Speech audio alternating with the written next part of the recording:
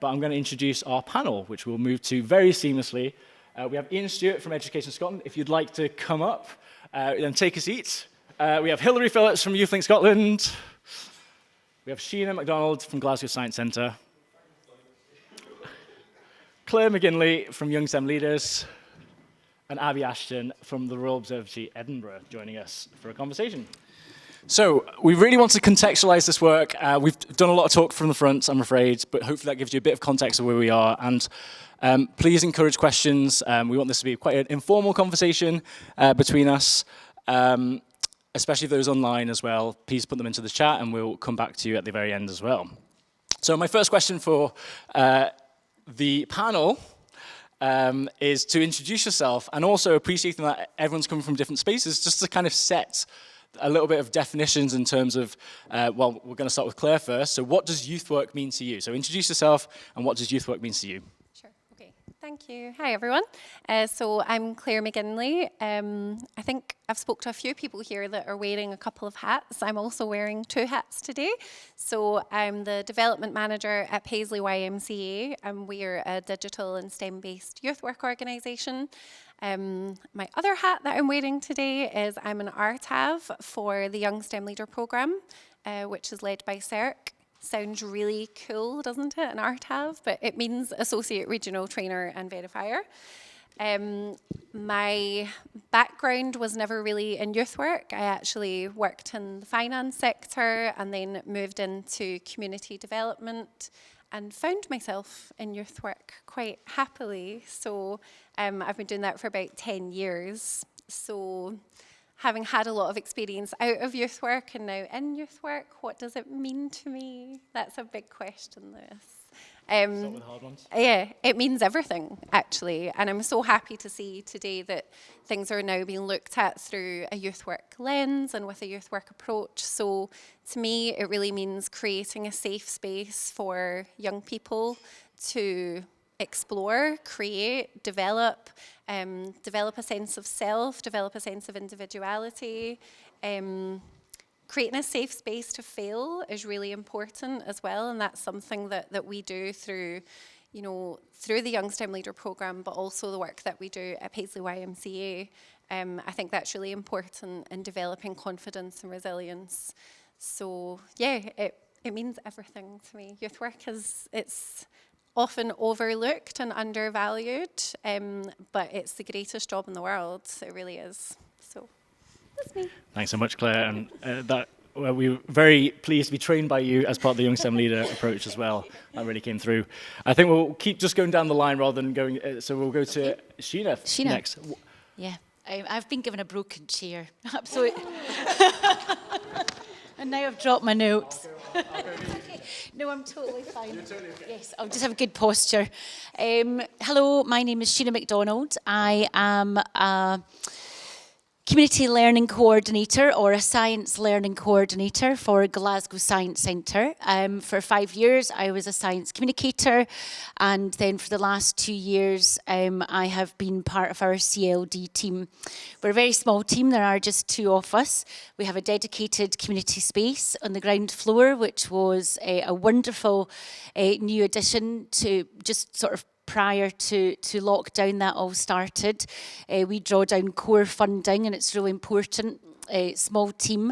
So we concentrate on bringing families in. We obviously, the Science Centre, we're a 5-star visitor attraction, on the south side of Glasgow. We bring in about 300,000 visitors, public and education, a lot of engagement. And we have a lot of industry partners, but our community team, we have a slightly informal approach to how we actually, how we work in our small space. And it's very important for us to connect with families, for people who feel that science isn't for them. So it's less anchored in curriculum and far more informal. We do that through bite-size science. We chop it up like a good sauce and we sneak it in there, and it really works like that. You're learning, but the learning is happening, but you're really having fun at the same time. So we work with a lot of partners. So you know, the groups, it's Glasgow and Greater Glasgow as well. My background isn't science, so don't ask me any big science questions, but what we always say is, you know, we have to stay one step ahead, and we do communicate the science well. I think at the Science Centre we're very good at what we do.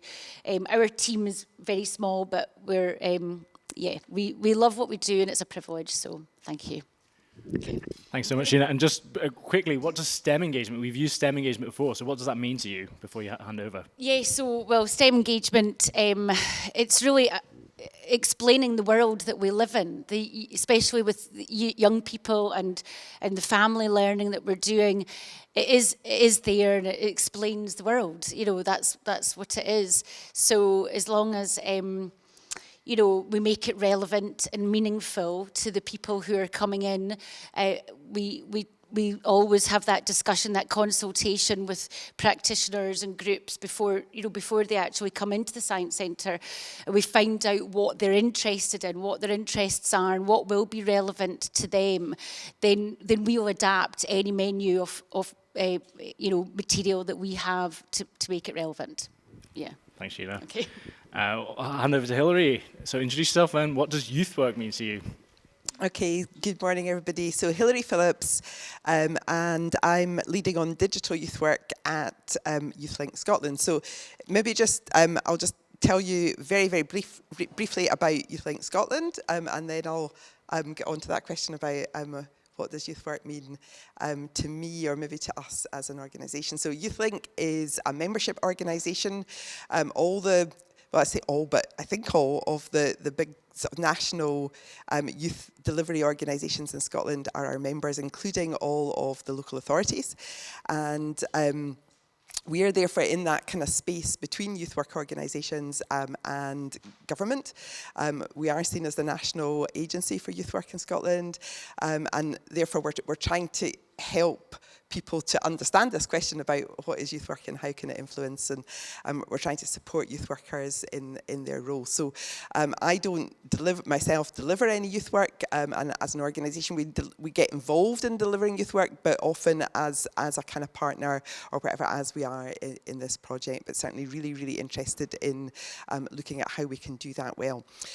So in terms of what does youth work mean to me, I came into my role at the start of the pandemic, having been a volunteer youth worker for all of my life, and a writer and creator of digital content. So that was my kind of work background, and my role now has brought some of those interesting things together, which is very exciting.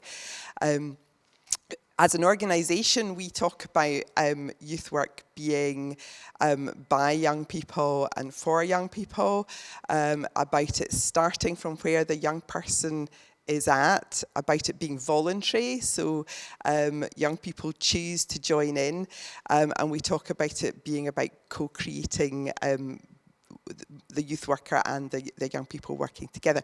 And I say all that really quickly because actually, Lewis, you've already said it all. And Claire, your example of the kinds of things that youth workers do is obviously entirely relevant. But yeah, our role really very much just to try and promote that. But if I can just say one or two things maybe around STEM and particularly digital. So it's the T in STEM, I suppose, that I've been most connected with. And I think we're really aware at the moment that there's this massive skills gap in Scotland. There are opportunities for young people in the tech sector, and no doubt in the science sector more widely. But young people don't always know that they're there. So I think there's an output from this project which is around connecting up young people who maybe are quite a long way away from that with some of those exciting opportunities that exist, and therefore helping them to be the best people that they can be. And I think that's really what youth work's about. Powerfully put, Hilary. Thank you very much. I'll hand over to Ian if you're happy to introduce yourself as well. So I'm Ian Stewart. I'm usually a chemistry teacher in Midlothian. I've taught chemistry for pretty much 20 years. During lockdown, things got a bit silly, and it helped a lot of collaboration between chemistry teachers across Scotland. and I just grew and got a bit silly. But anyway, so I'm currently seconded at Education Scotland. Fortunately, been extended until at least September, so it's actually been quite a short period of time. My main remit is the STEM Nation Award, but I'm very interested in improving collaboration across all different sort of networks and systems, so it's amazing. One of the wee side projects I did with, I was encouraged by Education Scotland before I had my secondment, was identifying science careers relating to the curriculum. That kind of grew into being STEM careers, and it got a bit silly, as you can imagine. And the thing at the moment that's really interesting for STEM is there's loads of research about the future jobs that young people are going to have. And it's not white coat scientists. It's huge range of jobs that we can't even imagine. DYW have got loads of data as to where the gaps are going to be. And it's absolutely key that learners have that anticipation, that inspiration to be going into those. Schools struggle, as a science teacher, schools struggle because they're so restricted by the curriculum. Youth work has got that ability to actually reach people at the right target, that right approach that fits with them. They can have more family involvement, things like this.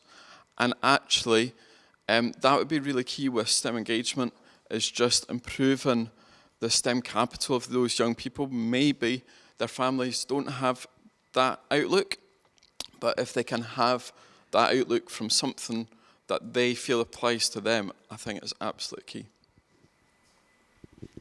Thanks very much, Ian. And then Abby. I am Abby Ashton. I work up at the Royal Observatory in Edinburgh. The Royal Observatory is one of 4 national labs of the Science and Technology Facilities Council, so STFC. I'll try not to use too many shortenings, but I think STFC will be one that we all use a bit today, so I apologise in advance for shortening things to letters. My job is to talk about all the different kind of science and technology done at the Royal Observatory Edinburgh, but also by STFC more broadly. So Lewis has asked me to explain a little bit about what that means. What is STFC science? What is STFC technology? Broadly, we kind of think of it as related to physics in school. So that's the closest school analogy would be STFC science. It's the science of the really big and the really small. So the really big, like space and astrophysics and what is our place in the universe. It's also then relating to kind of Earth observation, so it relates to climate science, it relates to food production. It's the really small, so it's particle physics, and that then ties into things like medical imaging and health sciences and a whole bunch of things. So I guess what I want to say is that STFC science and technology, while kind of an underlying theme of some of this work, is just about applicable to anything. So anything that young people say they're interested in can probably be related back to STFC science and technology, and not always too tenuously, sometimes really tenuously, but not always, because it does sort of underlie a whole bunch of things that we're kind of inherently interested in anyway. Yeah. Thank you so much, Abby. And actually, just out of interest, so put your hand up here if you consider yourself to have a STEM background. Okay, so yeah, definitely, just for those of you not in the room, it's probably about 80, 90% there. Those of you who don't, you're especially welcome.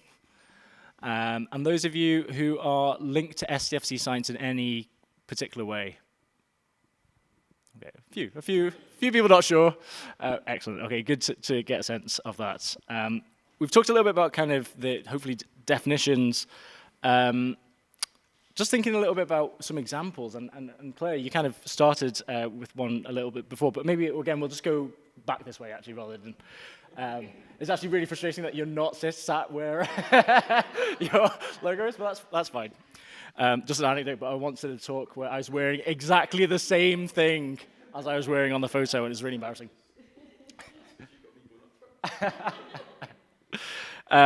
So yeah, I kind of wanted to ask everyone just to give an example of what that actually means in practice. So what's an example of where STEM engagement for youth work, have you seen that impact, for example, or where you can see the potential of that work? And Abby, will just come back the way you came.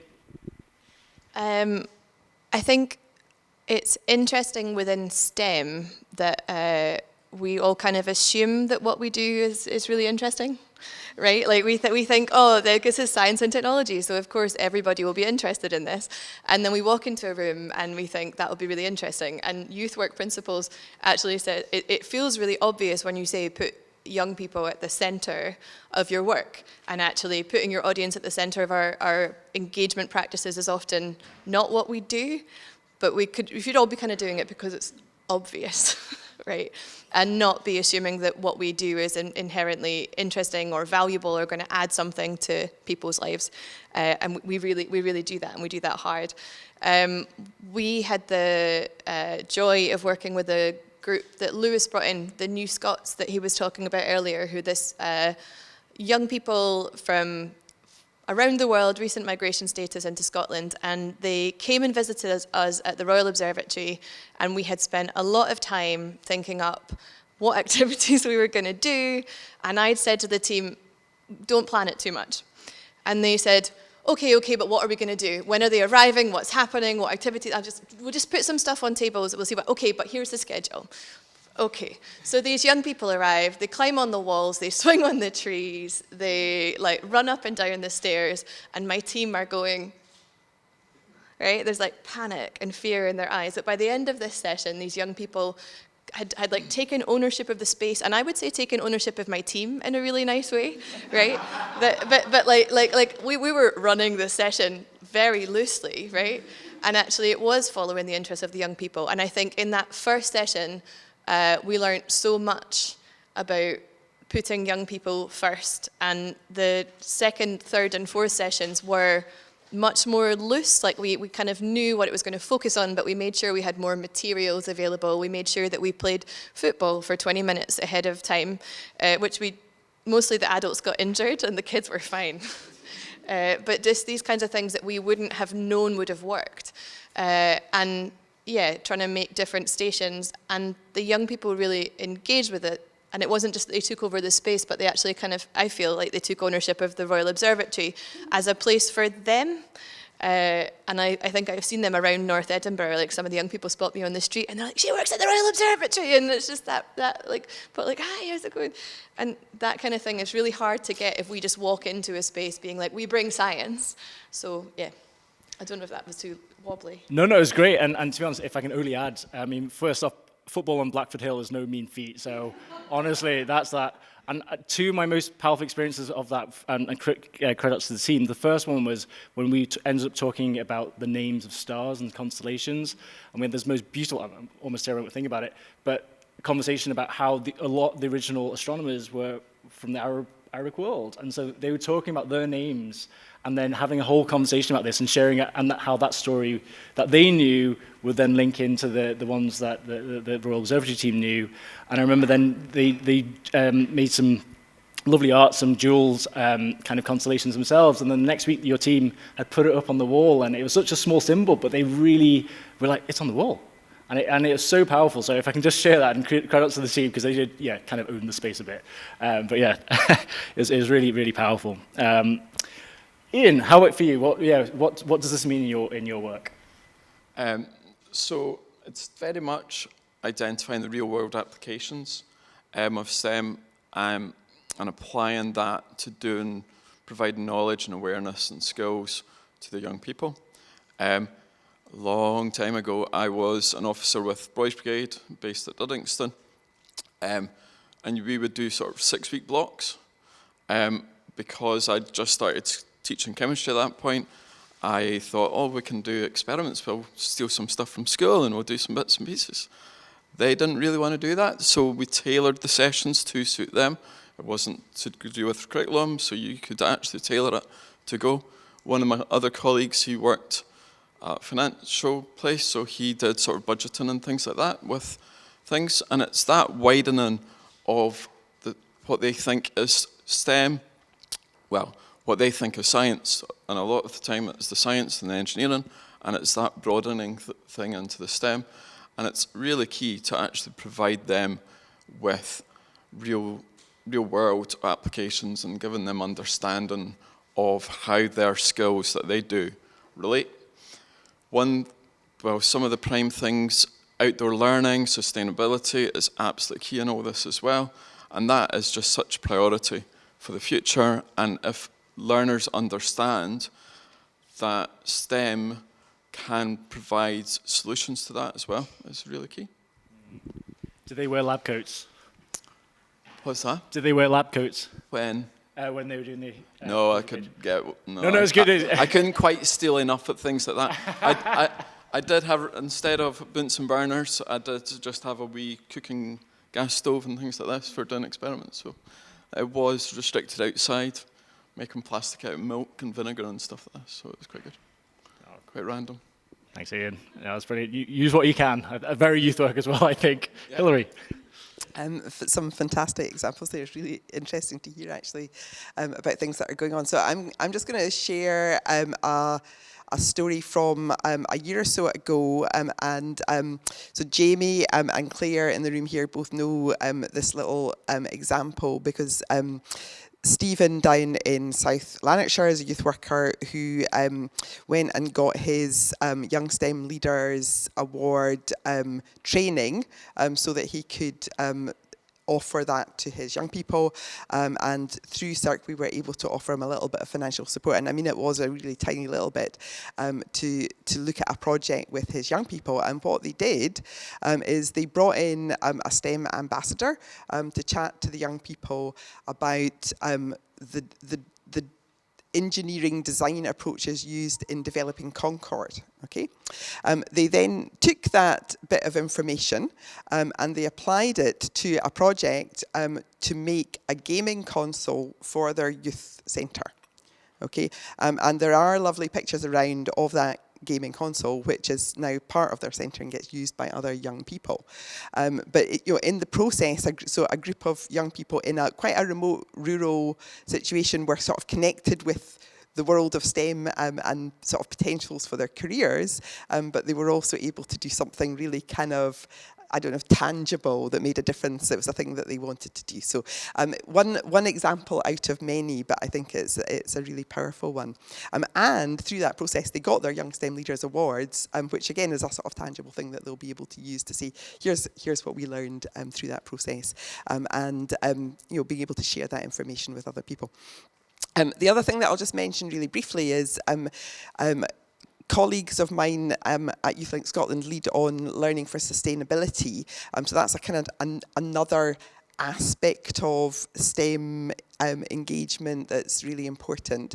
And there's quite a number of sort of different projects around, some of them local, some of them national. There's a network of learning for sustainability ambassadors that sort of grew out of the COP26 event that are still doing interesting things. And examples include a community garden in Dunoon where young people are growing food, and obviously there's the opportunity there to look at the science around that. There's examples of young people in North Lanarkshire creating a film about climate change called Dear World Leaders that did really well in a competition. So basically activism around climate change, but having to think about the science connected with that as well. So I do think that kind of connection up between STEM and climate change is one that's really important, because young people in Scotland, when asked, often say that that's their top priority. It's something that they think about a lot. So it comes from them. Thanks so much, Hilary, and that's a perfect segue to maybe what Sheena's going to be talking about. There's the chair going again. I was all excited. So, yes, so my example of how we are making an impact, Our World, Our Impact was our big project, our programme that we put together leading up to COP26 for the year. And when we landed at COP26, we had our young people come in to celebrate some of the work that they had done with us. I helped develop, and we delivered, and I online delivered once a week for 2 hours our program called Earth Allies, and it was an amazing project. I had 18 young people with autism sign up, and 18 people with autism completed it, and it was 12 weeks online. It was phenomenal. So it was climate science over 12 weeks, and we peppered in lots of like interesting challenges. So we did filmmaking, public speaking, and campaigns. So what we found is we weren't engaging with 16 to 24-year-olds at all at the Science Centre, and yet we knew that they really were very active and, you know, very interested in climate science, very active on social media, very focused and issue-based. So we developed this 3-month programme, and it was fantastic. And one of the wonderful things about it was at the end of it, one of our young people, Stuart, who had only ever sat with us with his camera off for pretty much 10 weeks until it was the filmmaking segment to present. He then started working for us at the Science Centre as a volunteer. He came and joined us for 7 months as a volunteer, and now he is a permanent member of staff. So he is 19. And last year, through the ASDC, he won Volunteer of the Year, which was phenomenal. And I went with him and his family for him to collect. It was a Marshall Trust Award. For him to collect that award, it's changed his life. You know, it has actually changed his life. And we have quite a lot of stories like that of young people who work with us. So yeah, that's a good one. Oh, that's incredible. Such a powerful example, and for those of you, ASDC is the Association for Science and Discovery Centres, who I think might be even listening. Claire, how about you? Loads. I'm fortunate enough I get to see the impact every single day throughout my work at Paisley YMCA and also through the Young STEM Leaders programme, but probably bringing them both together would be a good example, yes, just putting the hats on top of each other. So we have a sort of digital maker space, and about 6 or 7 years ago now, and I can't believe it's that long, we set up a STEM for Girls group. So notice there was a bit of a, why do I have all these clubs and there's no girls? But there was one girl, and STEM Girls was made for her. So I have watched this young person grow, and we had the opportunity to be a part of the pilot project for the Young STEM Leaders Award. So this is an award that's open to all young people in Scotland. So any young person can participate. And what's great about it is they can participate in any setting. So through school, through a community group, through Boys Brigade, Scouts, anything like that. And they were really excited because who doesn't love a badge and who doesn't love a certificate? So we decided what we're going to do as part of this. Well, I did not decide, actually. The young people decided. We had a group of brownies and guides and rainbows who were visiting the space to gain a badge, a digital badge. And the STEM girls set up little stations. And they were fine with the brownies, and they were fine with the rainbows. And then when the guides were coming, they were like, no, they're older than us. We can't do this. We can't do this. No. So that's where the leadership really comes in, and the working with young people and meeting them where they're at, you know. And I said to them, but you're the expert. This is your stuff. You know how to use this. You use it all the time. So you can show other people. Don't worry if they're bigger girls or they're older than you. And they did it. They did it beautifully. And now I think what's quite interesting about my STEM girls now is people say to me, so do they all want to become scientists? Are they all going into STEM? And I think I'm creating an army of youth workers because they keep saying, no, we want to be a youth worker. And I'm like, no. So this is perfect. I like the mix of being, a STEM professional and a youth worker is maybe the way forward. But we do have 2 STEM girls who are now going in to pursue STEM careers, which is excellent. And the trade-off is that they volunteer as young leaders with us, so they get to play at being youth workers, but also engage in that STEM world. So, yeah. I could talk all day about the examples, but I'll give you this back. No, that's incredible. And who knows, maybe in a world they won't have to pick, they can do both. Yes, exactly. Just looking at time, so we're really keen to get some questions, and so we've got 2 questions left, so I might ask, maybe rather than going all the way around, just the first question was just to kind of contextualize what else is going on in the sector. So maybe a kind of a brief touch in. I know you've talked about Young STEM Leaders, for example, but maybe a little bit more about STEM Nation Award, for example, and what Youth Links of Scotland is up to. And then whilst you guys are thinking about your questions, and those of you joining online, we will be prioritizing your questions as well. So Megan will be reading it and reading it out. We won't put you on the spot, but if you want to use the chat box, you're very welcome to. But yeah, what else is going on that people who are listening and might want to get more involved in should link into?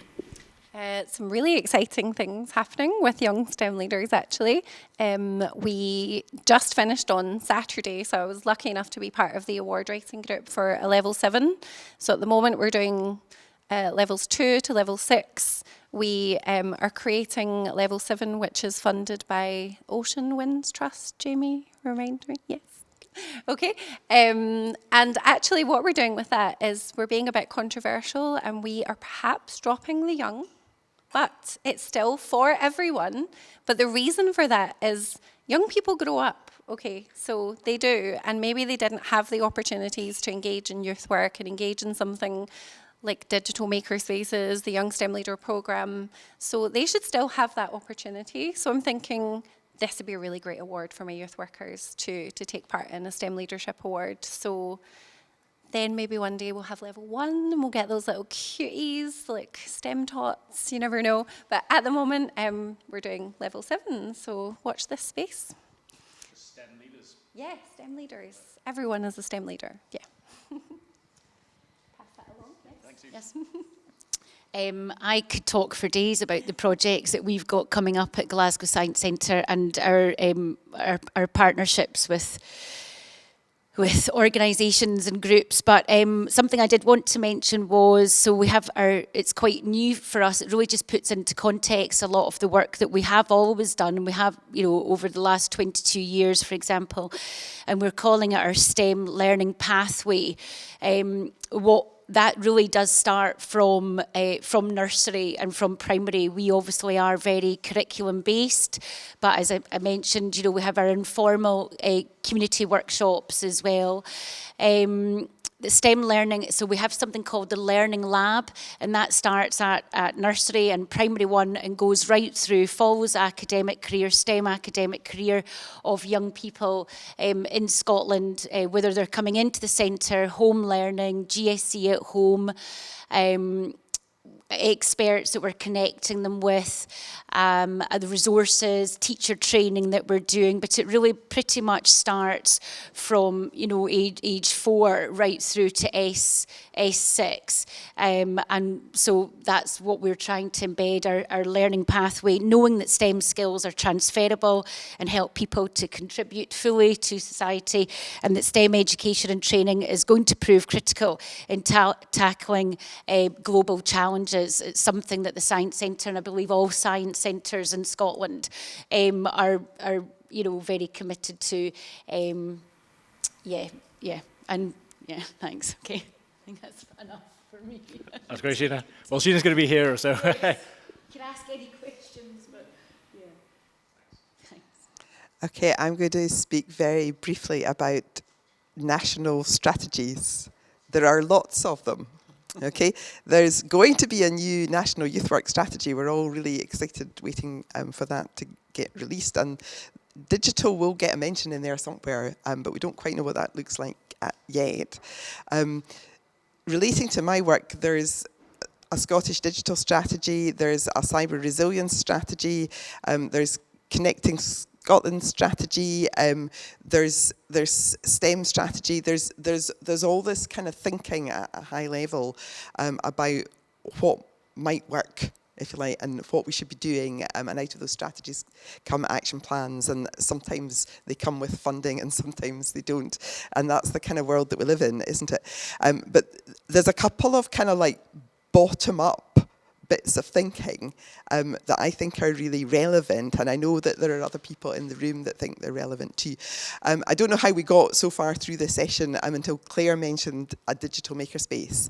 Okay, and I actually have sitting on my knee a little book from Finland which is about maker activities. Okay, and to me the concept of a makerspace is actually, it's a place where people can be curious, a place where they can explore STEM, it's a place where they can practice that sort of youth work approach without the tram lines of a curriculum. You know, it's much more about me looking and exploring and finding out.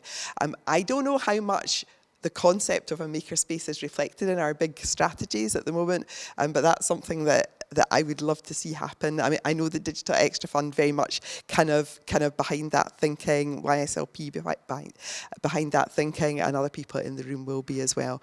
But maybe that's just the kind of a concept to throw out there for now.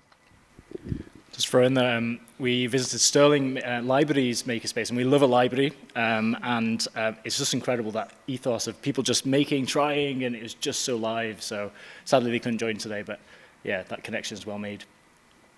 Ian? Yeah, talking about the strategies. The big one is the STEM strategy for Scotland, and that is focusing on, well, the key aims is excellence, equity, inspiration, and connection in STEM education and training. With my remit with Education Scotland, it is the STEM Nation Award, and it's been designed to match those aims, as has the STEM Learner Pathway from Glasgow Science Centre and the Young STEM Leader Award, and that all fits together. The main, well, not main, the original focus for the STEM Nation Award was ELC settings in schools, but definitely CLD providers, youth work fits really neatly with some of that, because there's an element for STEM family learning. There's also employability and STEM partnerships, so that dovetails really neatly. December, we started the launch to the CLD settings, and we've got 5 CLD settings signed up at the moment, mainly science centres. 3 of them are science centres, and that is slowly going to grow. The elements, the way it's designed is STEM leadership, so that can be leadership within and also young people. Family and community learning. We've got employability and STEM partnerships, curriculum and learner pathways, and equity and equality. So it's really a neat context to do the STEM, and it might just be give you some of the hints if you want to push STEM forward. So yeah, that's. Thanks, Ian. And I think you've got some information at the back, right? There's always information at the back. Abby? Oh, I should have brought flyers. Third person to talk about strategy, and I'm not going to apologise for it, because actually what's interesting is that from quite different fields, our strategies are actually coming out with similar themes, similar ideas. So I think that's a really exciting thing. In 2015, STFC wrote a public engagement strategy as a big funder of research across the UK, and as an organisation that delivers a lot of public engagement, this is quite an important document and actually drives a lot of other work in the sector. One of the objectives in there was to reach underserved and underrepresented groups, was the wording at the time. 1 year, 2 years into the strategy, no progress had been made on this point. All the other objectives, we were making progress towards them, and this one, we just weren't doing it. We were still reaching the same audiences. We didn't really know why. So we further defined that as wonder audiences. And Wonder Audiences, some of you might have heard of, there's a few nods in the room, so that's great. We think of Wonder Audiences mostly as 8 to 14-year-olds, but it tends to broaden beyond that because it has to. And we tend to define it as the 40% most deprived areas according to the indices of multiple deprivation or the Scottish indices of multiple deprivation. And we do that because it's an easy statistic to get from a postcode, and we do that because it tends to capture a whole bunch of other factors as well. So it tends to be a little bit more intersectional than just a economic measure. And this drove a lot of work, this drove a lot of effort to actually make sure that when we're funding public engagement activities, we're making sure that people are thinking about reaching these audiences, that's really important. We are currently in the process of rewriting our strategy, and we don't expect that focus to change. We're not stopping thinking about reaching these audiences, and we are thinking more and more about how we do that in partnership as well. Because we know that as the slightly removed funding body or the slightly removed research centres, we're not the best people. We don't have the knowledge on our own. So this has to be done in partnership. And that does link me slightly to, we are looking still for local partners. So this is, I'm afraid, quite Edinburgh-centric. But Royal Observatory Edinburgh is always looking for local partners who want to kind of work with us on different bits of delivery as well. Sorry for the pitch. No, of course. This is what panels are for. So we're going to turn it over. Thanks for contextualizing that. We've got one last question for the panel, but I think it will open it up. So I guess no questions so far. We'll give a quick teacher 10 seconds to think. But are there any questions in the room as well?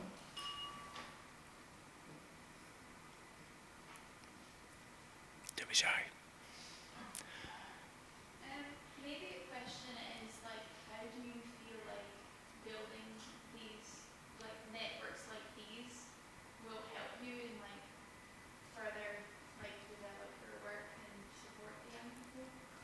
So I'll just repeat the question for those online. So how do we feel about how building these networks can help us with our aims of working with young people, if that's summarized fairly? Anyone want to speak to that?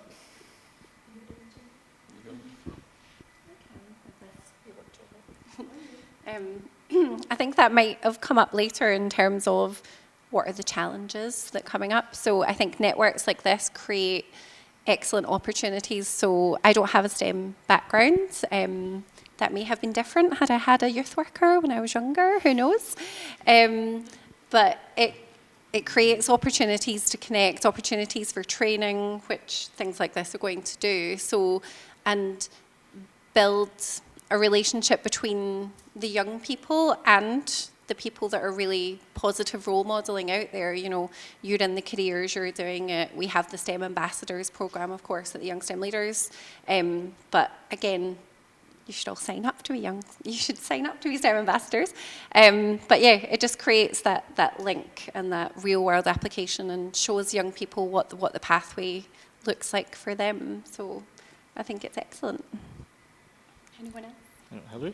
Yes. Can I hop in as well? I think in the youth work world, youth workers can sometimes feel quite isolated, and actually, they're busy working with a group of young people, but they're not necessarily getting the sort of professional support and development. And I was enormously privileged last year with Claire and 18 other people, I think, from Scotland, to get to go to Bavaria as a group to explore digital youth work in Bavaria, funded by the Bavarians. It was wonderful. They came to see us first, and then they invited us over. And one of the big, Claire and I were just chatting about this morning, that one of the big outputs from that visit was actually the fact that group keep talking to each other. So that's a group of youth workers with a kind of shared interest actually across kind of working with, some of them were women's workers, some of them were digital, some of them were both, but it was quite a broad cross-section. And the value to the people in that group of kind of just being able to have those really in-depth conversations with each other and share their practice, I think was amazing. So, I'm guessing that's the kind of thing that's going to come out of this project as well. Abby? Or Ian? Yeah, I think the connection matters. I think in STEM engagement as well, we sometimes have more funding for things, but we can be running uphill when we're saying we want to reach a smaller audience, for more sessions, and they're going to be more hard work and they might break things. And like, actually, it's really important to be in a room full of people who nod when you say that, right? Like, it's really important. Personally, it keeps us going, it keeps us motivated, but it also means that we can like kind of learn the skills we need from each other, as well as that peer support, and peers being a wider thing than just STEM engagement practitioners is critical, and that really does pass on to the young people if we're still motivated to do it and still supported to do it. I think that's important too. Ian? Yeah. One thing that was really highlighted during the pandemic, and actually we did a lot before, but the pandemic just went crazy. Collaboration between teachers, when that's working together and you're not all reinventing the wheel, that just makes such a difference, and then the quality is so much better. And if the sort of networks are right, but the resource isn't perfect, but instead of starting from scratch with your wee 6-week program, whatever you want to do, having something to start with, I think is really key. I mean, that's what, in the future, I think if there was a bank of resources, and there is a lot already out there, and actually, it's not even, I think the stuff's already there, and I think it's just making sure people can access it. And if that can happen with a network, with collaboration, I think that's key. If it's been co-created and it fits the bill, I think that will save a lot of time for people, and people won't be daunted. I think that's they just don't know where to start, and if they've got that starting point, or they've got the STEM ambassadors, the structure of the Young STEM Leader Award, then that's just a big stepping point. Thanks, Ian. I don't know, Sheena, if you want to weigh in, or? I think it's all been said. It's all been said. Great question. Does that answer your question? And yeah, absolutely. And I think all those points, I mean, you know, it is a challenging time at the moment for the sector. I think that's probably okay to acknowledge for all different sectors. And so I think there's an additional imperative, I think, that we just need to share more. So building on what everything has been said through that. Any other questions? Don't be shy. Amy. It's been so brilliant to hear from you all. I've really found that really inspiring to hear from you all. I wondered, because we're focusing a lot on young people, which obviously I work for Youth Link Scotland, so is my focus as well. But I did wonder about, I'm assuming that probably everyone really in the room is slightly converted to a youth work approach, and that's why you're here and you can see the value of that. And I just wondered, how do you re-engage kind of STEM researchers who maybe don't quite get it yet? Is there stuff that we could do to kind of convert them as well, I suppose? Thanks, Amy. I'm gonna paraphrase just for those listening online. So Amy was just acknowledging that how do we, a lot of the people in this room are probably converted already about going the youth work approach. So how do we work with scientists who may not be the converted, who may be new to this? How do we work with them? Does that feel fair? Yeah, thanks. Abby?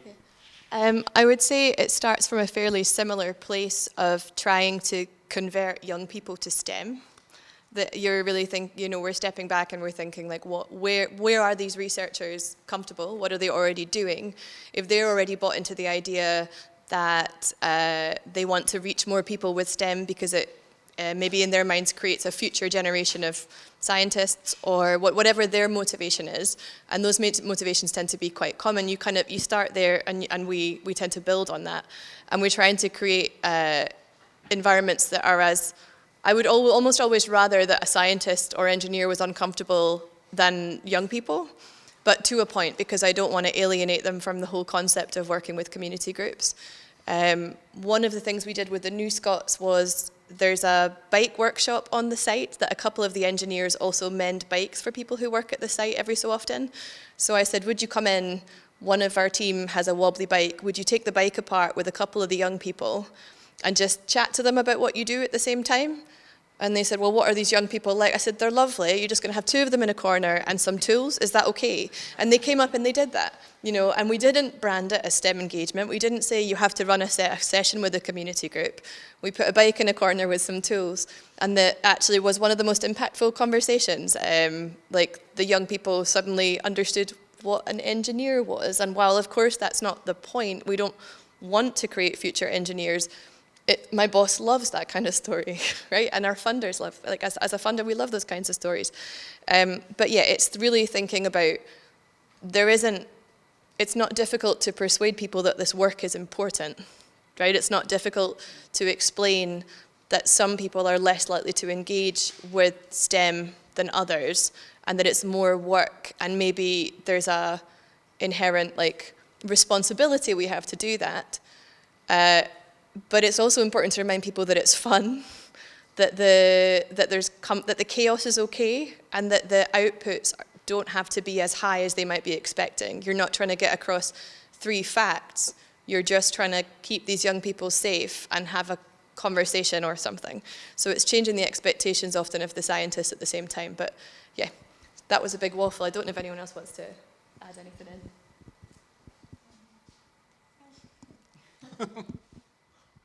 I really like that you're saying, like, we sometimes forget the fun. I mean, we don't, because we're youth workers and we always get to have fun. But the fun is sometimes forgotten, and it's really, really important. But I think, I don't know, I love a quote, and I'm sorry, it's so cheesy, but, you know, everyone has a hook, everyone has that motivation. So there's, like, your young people, you're creating things that they're interested in. So for researchers, for scientists, I suppose it's really cheesy, but, like, be that person that you needed when you were a young person, and that can look different in all sorts of ways. You know, there's all different types of young people. We're all different types of people. So yeah, just finding that hook. It might be that you want to make a difference. It might be you want to make the next engineer or astronaut, you know, who knows. But I say to my youth workers, okay, that session didn't go to plan and that just turned into chaos, but did the young person leave with a smile on their face? Were they all happy at the end of the session? I think if you keep that as your, you know, your basic, then you're doing well. You'll be good. And do they keep coming back? That's the question. They do. They do. Exactly. Yes. And maybe just to add, I think there's another way of looking at that question as well. I agree with all, is we know from research that's actually the important way of doing it. So we know from research, from some of the Aspire's work, the Science Capital work, it's not about the learning, it's about who it is, it's about how, it's how people identify. And we've tried the model of, if you care about young people choosing STEM as a degree, we've tried the model of making it fun, making it just engaging and just doing a show and one-offs, and we know that also doesn't work as well. So I think there's something about communicating that body of research to scientists who understand research as well, to kind of be like, well, there is expertise out, you know, and I think sometimes it's seen as, you know, obviously all with really goodwill, but it's like, oh, I'll just do a workshop for my school, and, you know, but it doesn't fit into that kind of wider understanding of actually there is research about what is impactful, and we know youth work, those types of community relational approaches are more impactful, that are more family-based, that are more based on those relationships rather than just knowledge transfer. So I think that's probably that last angle to kind of hook in. We probably have time for one more question, just in case. Is there a question online? Yeah. Okay.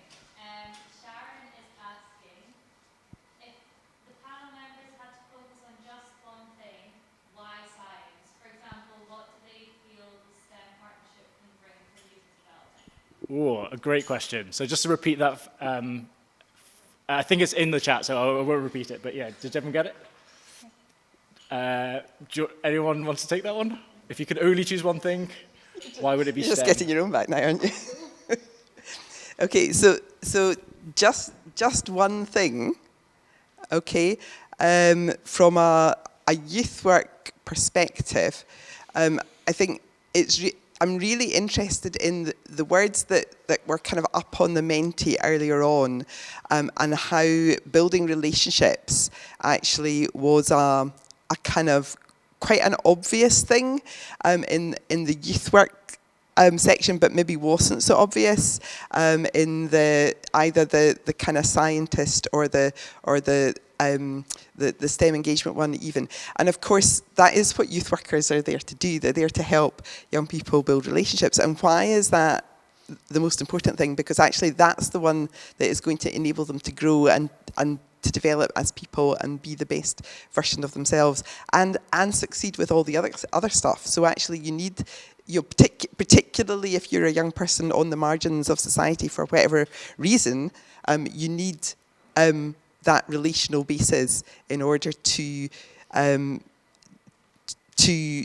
develop the skills, have the confidence to go out and contribute in the wider world. So it might be a slightly kind of sideways sort of answer, but that's the one I'm going with. I guess there's an element there about, in competing resources, and I think we can all appreciate that as well. Like, why focus on STEM? Like, I guess, is there something unique to that element, Claire? Yeah, and I think because there are skills, because there are opportunities for young people, so that's why you would do STEM rather than art. Because I loved your idea of a scientist in residence rather than an artist in residence. So we all need one of them.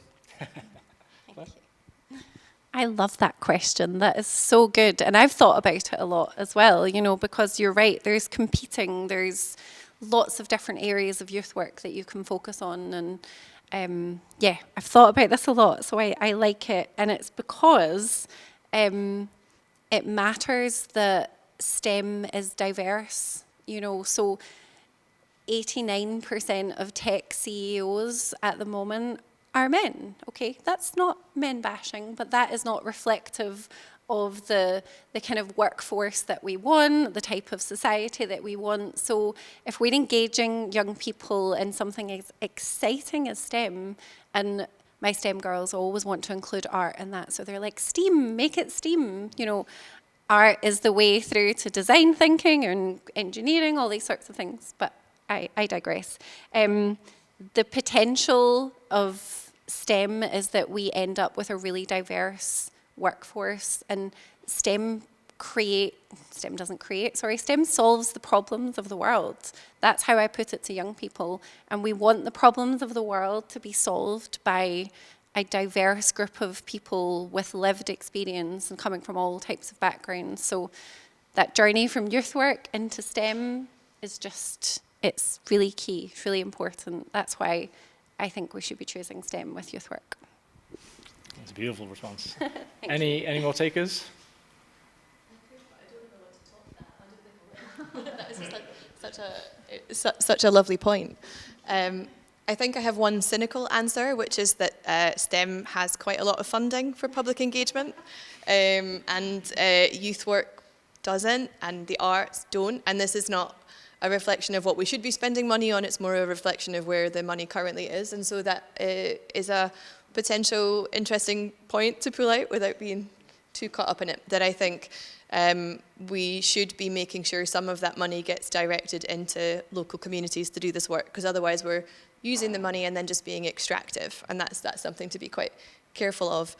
But I also do believe on a personal level that STEM should be more democratic, it should be more representative, and that we've kind of failed as STEM engagement practitioners if young people reach adulthood and close a newspaper because it's got a science story in it.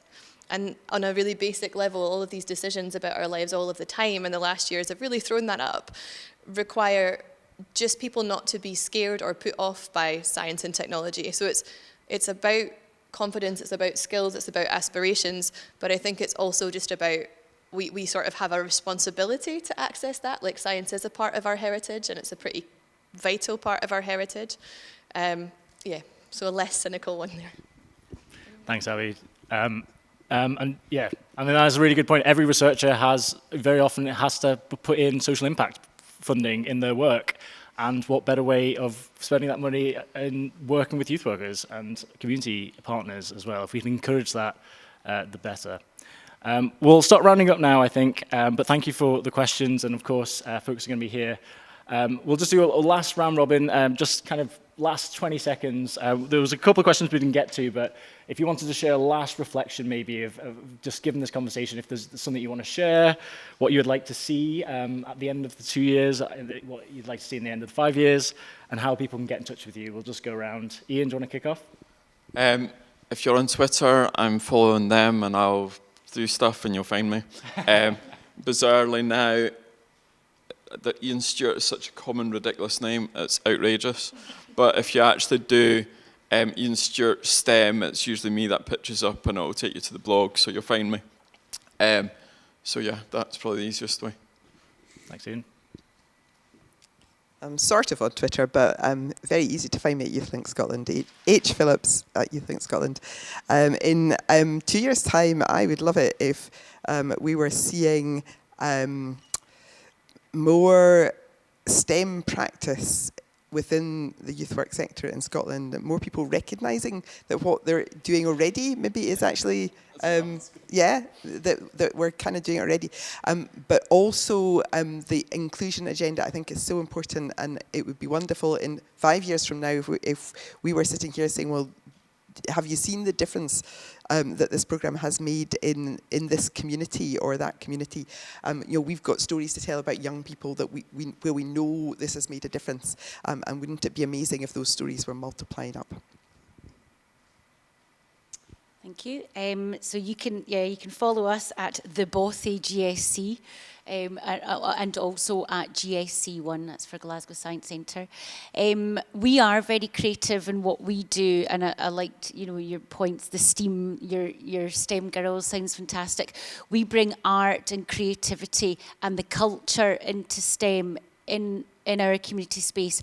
We feel that's so important to meet people where they're at, people who don't believe that science, technology, engineering, maths is for them because they didn't like it at school. So we're bringing, it's the guardians and the parents who are bringing young people along, and if they then become their support network, then that's really helping to support our young STEM learners. So for us, that's really important. What I would like to see is an increase of young people equipped with the knowledge, skills, mindset and opportunity to become Scotland's scientists and engineers of the future. Thank you. Thank you. So you can either reach me through Paisley YMCA. There's only one of us, so you can check us out. And also through the Young STEM Leaders programme. So if you search that up, you'll get access to all our socials. What would I like to see? 2 years, more practitioner confidence. And I think that's what, in terms of youth work practitioner confidence, I speak to youth workers and they go, oh no, I can't do STEM. And then I was saying to Jamie earlier, I was talking to a group of youth workers and like, no, I don't do STEM. Oh, but we built a rocket a while ago with young people. And I'm like, that's STEM. So yeah, that widening participation, just really flying the flag for STEM in all settings and that it is for everyone. And of course, more investment in the youth work sector to help make that happen. Thank you very much. So yeah. And we'll always have back. Sorry, Abby. You can find our website at visit.roe.ac.uk, but you can also email me. It's a slightly more complicated email address than I'll do through a microphone because it's all letters, as you might have worked out already. Everything is all letters. In 2 years' time, I'd like to see us all back in a room talking about how the projects have gone and what we've learned, and that the language we're using continues to kind of evolve and grow. And my first gut feeling was in 5 years, well, we'll have done it. In 5 years, like youth work will know that STEM is important, and STEM will know that youth work is important, and everyone will just be doing it. But that's also not how it works. I would like us to know more of what we don't know in 5 years' time. I would like us to know what the questions are and to have maybe some more areas of focus, but still to be kind of growing and still having these conversations about why it's important, but not to be having to convince maybe our managers or researchers why it's important. I'd like that to be the landscape.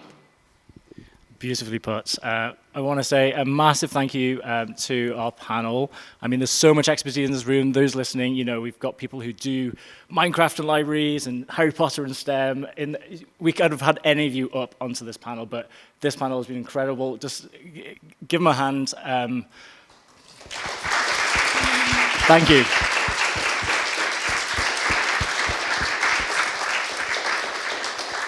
Just really powerful to bring that contextualization, and of course they'll be here. You've got their contacts. We'll share that in the email. For those of you online, we'll say goodbye to you for now, and hopefully you'll join on Thursday, and obviously keep connected through that way. For everyone else, we'll take a very short comfort break, and we'll do some small groups, so you get to chat a bit more with each other and actually start doing the work. So once again, thank you to the panel, and yeah, see you shortly.